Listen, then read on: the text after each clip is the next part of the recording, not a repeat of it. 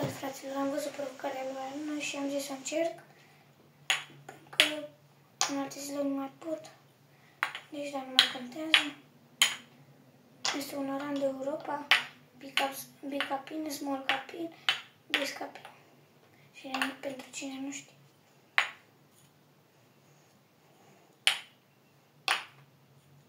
Dar zic pentru cine nu știe să... Pentru cine nu știe ce e. Așa. Nu pot să cred că dau din prima. O să e clip sau short? Vreau să fac clip de ăla lung. N-ai, e clip. Ba. Ce short e.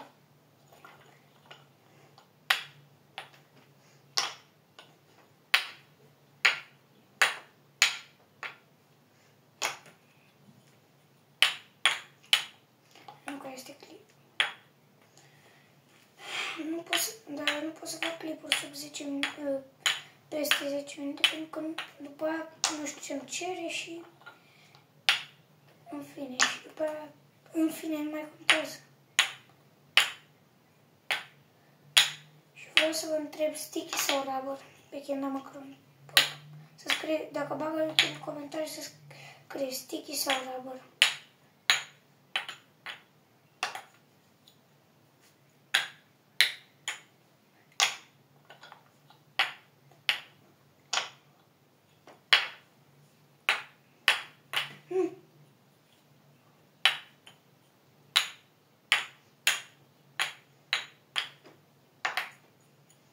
Deci dacă bagă YouTube în comentarii să scrie sticky sau rubber. Adică nu, gen să alege sticky. Sticky. Eu nu vă spun părerea mea pentru că am unii dat cu hei și nu mai pot.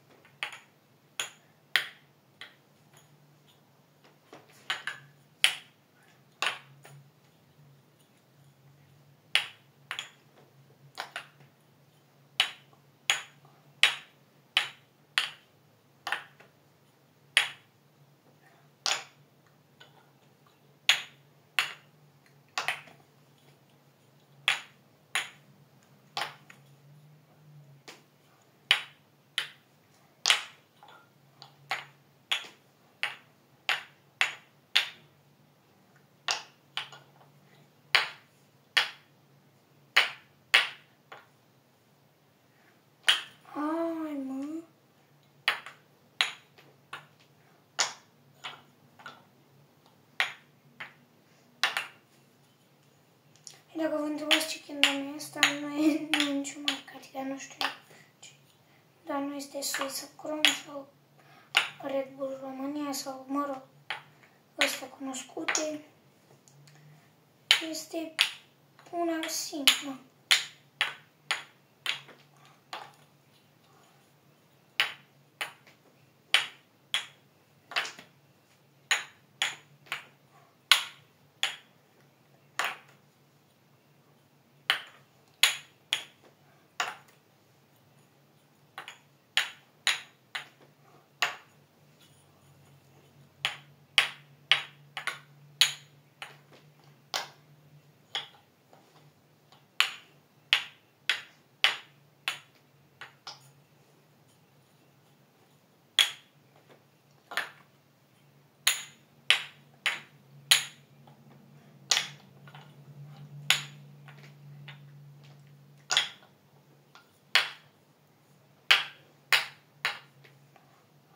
Yes!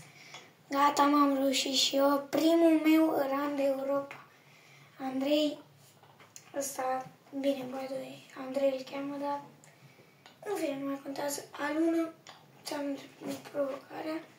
Acum trebuie să faci după mea părțită.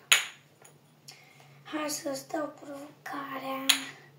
Cred că o să fie simplu pentru tine. Adică, na. Big Capin. Nu, sau nu stai.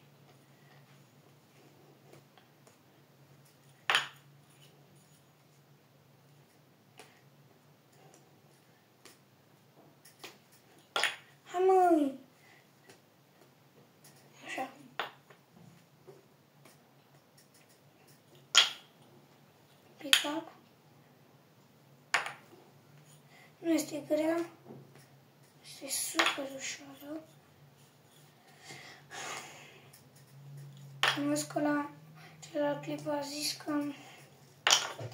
nu poate să facă schemele, că nu are timp acum, dar îl mai las, îl mai are timp.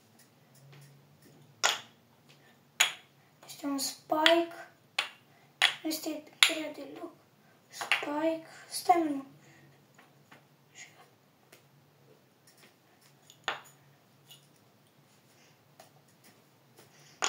Spike, pick up, in. Să te văd. Spike, pick up, in. Adică spike, pick up, spike. Și provocarea am făcut-o cu o run de Europa. Prima din viața mea. V-am lăsat, pa. Andrei, să faci provocarea, da?